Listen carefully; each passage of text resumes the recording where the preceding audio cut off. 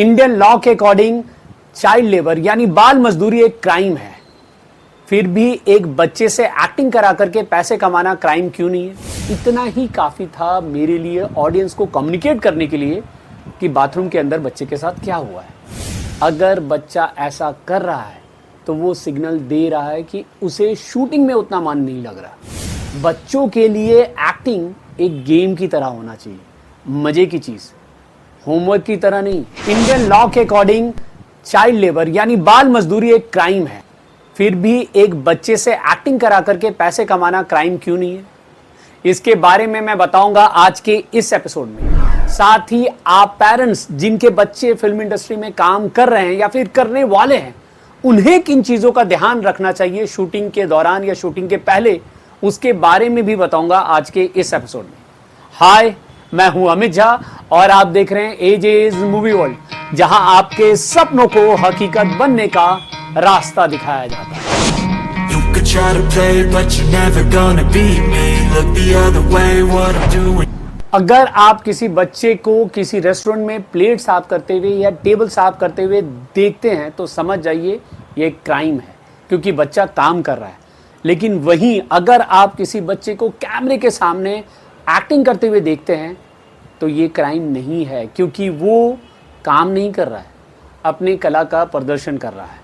हाँ, दोनों ही चीज़ों के लिए बच्चे को पैसे दिए जाते हैं, लेकिन जहाँ काम करने के लिए पैसे देना क्राइम है, वही कला का प्रदर्शन करने के लिए पैसे देना अप्रिशिएट करना जैसा है। ये कुछ ऐसा ही है जैसे किसी कंपटीशन को जीतने के बाद एक बच्चे को अवार्ड दिया जाता है किसी ट्रॉफी या शील्ड के रूप में। उसी तरह से एक्टिंग में उसे ये अवार्ड पैसे के रूप में दिया जाता है। इसलिए एक्टिंग करना या कराना बच्चे का क्राइम नहीं है। चलिए अब जानते हैं कि एज पेरेंट्स आपको किन चीज़ों का ध्यान रखना चाहिए अगर आपका बच्चा फिल्म इंडस्ट्री में एक्टिंग करता है या करने वाला है।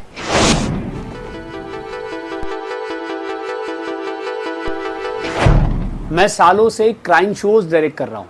क्राइम पेट्रोल नाम के शो के साथ तो मैं लगभग 9 साल से जुड़ा रहा। इस 9 साल के टेन्योर में मैंने बहुत सारे ऐसे एपिसोड्स किए जो बच्चों के द्वारा किए जाते हैं, क्राइम उनके ऊपर बेस्ड थे। इनफैक्ट बहुत सारे ऐसे एपिसोड्स भी थे जहां बच्चों पे किए गए क्राइम का जिक्र था। ऐसे एपिसोड्स को शूट करने के दौरान मैं हमेशा इस चीज़ का ध्यान रखता था कि सीन को शूट करने के दौरान इस तरह से शूट किया जाए ताकि सीन का इम्पैक्ट भी निकले और बच्चों पे उस सीन का गलत प्रभाव भी ना पड़े।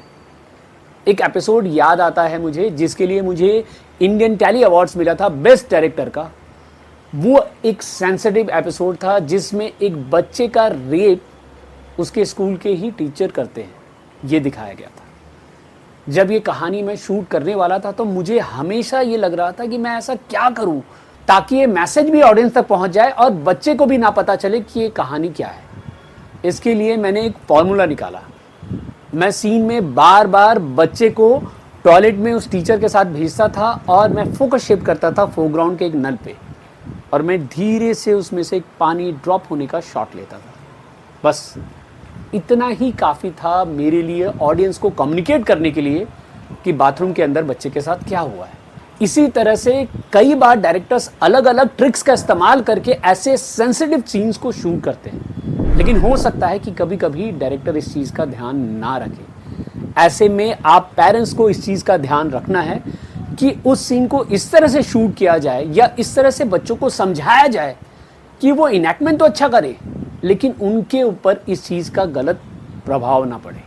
बेस्ट तरीका है इन सीन्स को सेपरेटली शूट करना, यानी बच्चे के शॉट्स अलग से शूट करना और क्राइम के सीन्स अलग से शूट करना, और एडिटिंग में इस तरह से दिखाना कि दोनों एक जगह ही मौजूद थे।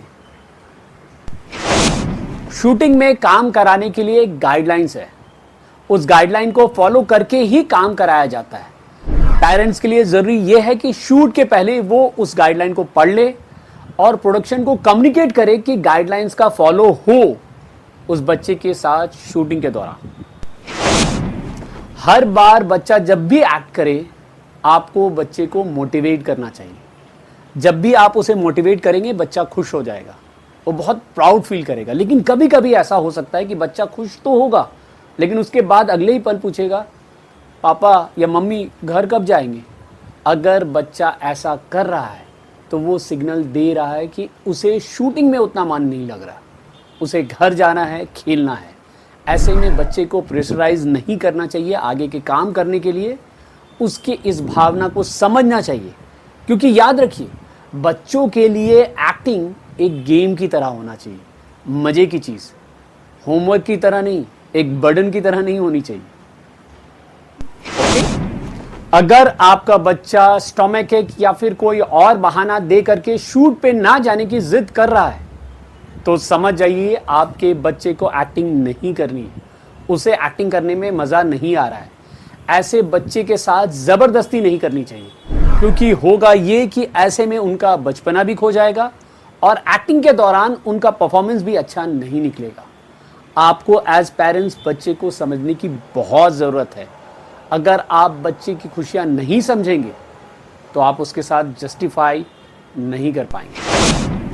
हर बच्चा डॉक्टर, इंजीनियर या कलेक्टर नहीं बन सकता, उसी तरीके से हर बच्चा एक अच्छा एक्टर भी नहीं बन सकता।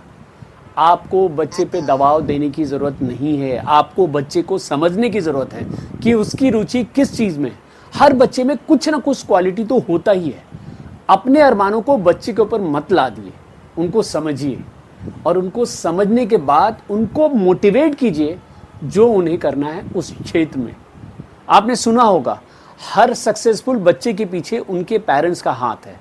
हो सकता है आपका बच्चा भी सक्सेसफुल हो जाए, भले एज एन एक्टर ना हो, लेकिन किसी और फील्ड में हो जिसमें उसकी रुचि हो। अब एक रिक्वेस्ट, अगर आपको मेरा ये वीडियो पसंद आ रहा है तो प्लीज़ लाइक कीजिए, सब्सक्राइब कीजिए चैनल को और शेयर कीजिए ज़्यादा से ज़्यादा लोगों से, ताकि पर्दे से उनकी दूरी कम हो सके। अब अपने सपने को पूरा करने के मिशन में जुट जाइए और इस मिशन में आपकी मदद करने के लिए मैं अपना अगला एपिसोड लेकर के आऊँगा मंगलवार को 5:54 पे इसी चैनल पे। Now keep trying hard until you succeed.